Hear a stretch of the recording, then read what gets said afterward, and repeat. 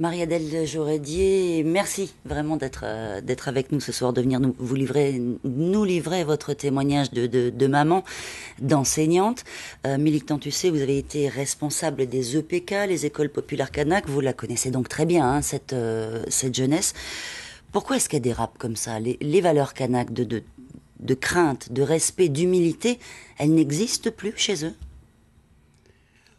Avant de répondre directement à cette question-là, je voudrais redire ici quelque chose sur la jeunesse.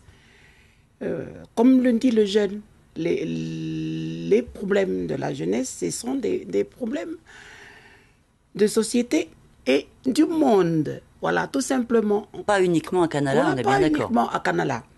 Et comme les reportages le montrent aussi, il y a des jeunes qui travaillent, qui s'en sortent.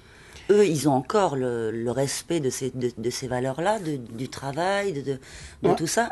Et certains ne l'ont plus. Pourquoi? Quand j'ai demandé de reparler de cette jeunesse-là, souvent quand on en parle, on dit, c'est comme un ensemble d'éléments sans identité. C'est ni vu ni connu, ça n'a pas de nom.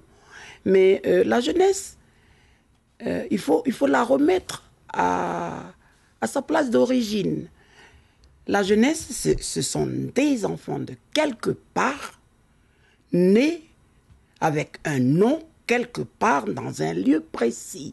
Ils deviennent des enfants qui vont à l'école, ensuite des jeunes déscolarisés, etc. Tout. Mais j'ai envie de dire que ces jeunes aujourd'hui, ce sont des enfants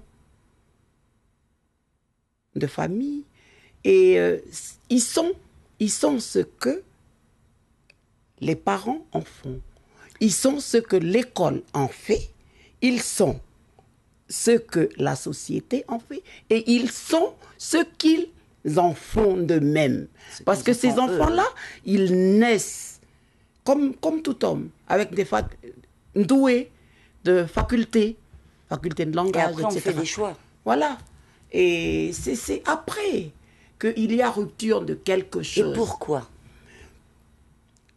J'ai envie de dire que dans ce que je viens de nommer là, les parents, les enfants eux-mêmes, parce qu'ils sont nés doués de facultés, voilà.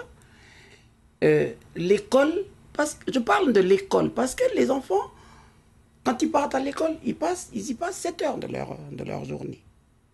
Et un peu plus même, si on compte l'heure des cas. Donc, il y a les parents, il y a les professeurs, mais est-ce que pour ces jeunes, il y a aussi les valeurs coutumières? Est-ce que le monde coutumier ne peut pas aussi les aider à grandir? À grandir droit, comme dirait voilà, Christian Machereau et le sapin.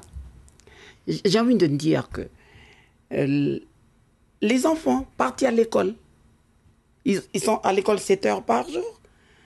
Quand ils arrivent le soir, je parle des enfants de Canala par exemple, ils rentrent à 1 heure, à 5 heures, ils sont fatigués de la journée de l'école.